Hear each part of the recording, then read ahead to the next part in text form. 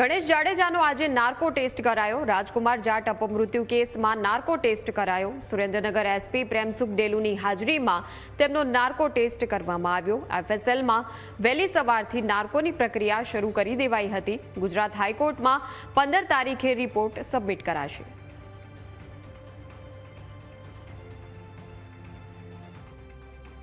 ગણેશ ગોંડલના આજે narco test જે છે તે ગાંધીનગર એફએસએલ ખાતે કરવામાં આવ્યા હતા। સુરેન્દ્રનગર એસપી અને જે સીટના વડા છે પ્રેમસુખ ડેલુ તે અત્યારે ઉપસ્થિત તેમની સાથે વાત કરીશું। સાહેબ, જે રીતે આજે નાર્કો ટેસ્ટ ગણેશનો પૂર્ણ થયો છે, કેટલા કલાક નાર્કો ટેસ્ટ ચાલ્યો હતો અને ખાસ કરીને કેવા પ્રકારની પ્રશ્નાવલી જે છે તે તૈયાર થઈ હતી?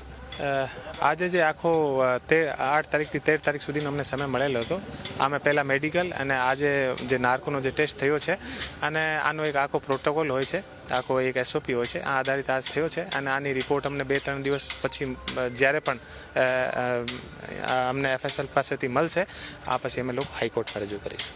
રિપોર્ટ મળ્યા પછી સીટની જે રીતે રચના થઈ હતી, સમગ્ર ગુજરાતમાંથી આપની પસંદગી થઈ હતી અને આપના અધ્યક્ષતા હેઠળ જ આ સમગ્ર મામલે તપાસનો દોર ફરી વખત શરૂ થયો હતો।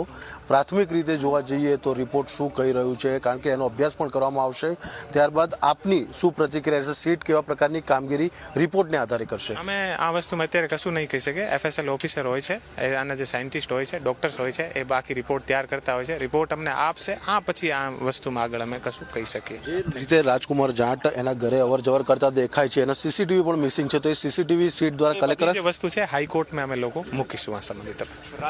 સીટના વડા જે છે તે રાજકુમાર જાટના કેસની જે તપાસ કરી રહ્યા છે, પ્રેમસુખ ડેલુ જે છે તે સમગ્ર મામલે તપાસ કરી રહ્યા છે। અત્યારે તેઓ એફએસએલ ખાતે પણ ઉપસ્થિત હતા। અત્યારે નાર્કો ટેસ્ટ જે છે તે પૂર્ણ થયો છે અને આવનારા દિવસોમાં આ રિપોર્ટ જે આવશે એફએસએલથી, તે રિપોર્ટ જે છે તે ગુજરાત હાઈકોર્ટમાં જે છે તે જમા કરવામાં આવશે અને ગુજરાત હાઈકોર્ટ જે સૂચના આપશે તે પ્રમાણે જે છે તે રિપોર્ટને આધારે તપાસ જે છે તે તેજ કરવામાં આવશે।